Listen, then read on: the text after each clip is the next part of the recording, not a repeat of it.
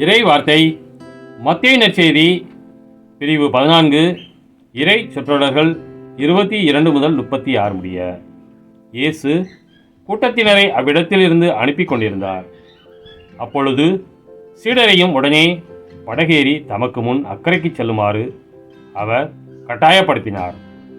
மக்களை அனுப்பிவிட்டு அவர் தனியே இறைவனிடம் வேண்டுவதற்காக ஒரு மலையின் மேல் ஏறினார்.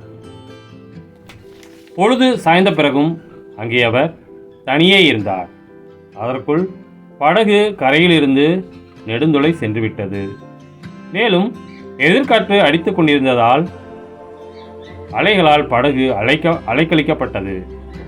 இரவின் 4ஆம் காவல் வேளையில் இயேசு அவர்களை நோக்கி கடல் மீது நடந்து வந்தார். அவர் கடல் மீது நடப்பதைக் கண்ட சீடர் கலங்கி, ஐயோ பேய் என அச்சத்தினால் அலறினர். உடனே இயேசு அவரிடம் பேசினார். துணிவோடு இருங்கள், நான் தான், அஞ்சாதீர்கள் என்றார். பேதுரு அவருக்கு மறுமொழியாக, ஆண்டவரே, நீர்தாம் என்றால் நானும் கடல் மீது நடந்து உம்மிடம் வர ஆணையிடும் என்றார். அவர் வா என்றார். பேதுருவும் படகிலிருந்து இறங்கி இயேசுவை நோக்கி கடல் மீது நடந்து சென்றார்.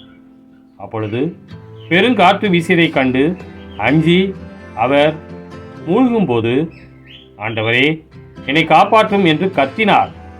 இயேசு உடனே தம் கையை நீட்டி அவரை பிடித்து, நம்பிக்கை குன்றியவனே, ஏன் ஐயம் கொண்டாய் என்றார். அவர்கள் படகில் ஏறியதும் காற்று அடங்கியது. படகில் இருந்தோர் இயேசுவை பணிந்து, உண்மையாகவே நீர் இறைமகன் என்றனர். அவர்கள் மாறுகரைக்கு சென்று கெனசரேத்து பகுதியை அடைந்தார்கள். இயேசுவை யாரென்று அறிந்துணர்ந்த அவ்விடத்து மக்கள் சுற்றுப்புறமெங்கும் ஆள் அனுப்பி எல்லா நோயாளர்களையும் அவரிடம் கொண்டு வந்தனர். அவரது மேலுடையின் ஓரத்தையாவது அவர்கள் தொட அனுமதிக்குமாறு அவரை வேண்டினர். தொட்டவர் யாவரும் நலம் அடைந்தனர். கிறிஸ்துவின் நற்செய்தி.